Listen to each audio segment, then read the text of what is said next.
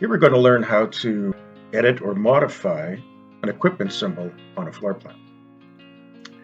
First, we get to our floor plan viewer, which is where we are here. And on the left-hand side is our menu of options. And at the bottom is our equipment option. When I click on that, it puts us into equipment mode. And you may see that these equipment symbols have shown up on the plan now. And these are fire extinguishers. If I click on this item, it'll give me the information about that fire extinguisher.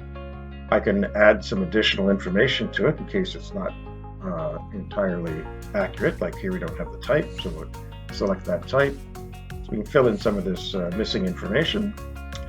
And then we can go in and check out our edit form to see if there's any other details here that we want to know about it.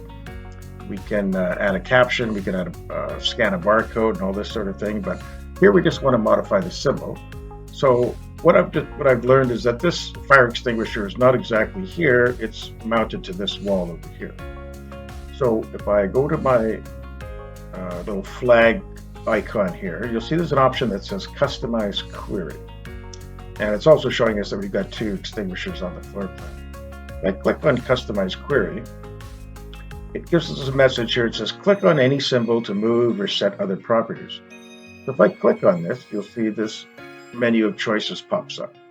Here's the move option. I just click on this. I can say, now it's actually right there. If I click on it again, I can rotate it. If I wanted to spin that around. And if I click on it again, I can resize it, make it bigger or smaller. And here we can change the color of it if we wanted to have some, we didn't like that particular color. And then this one will reset everything back to the way it was. So it goes even back to its original location. So I'm just going to move it, put it here, and then say I'm done customizing. And that's it.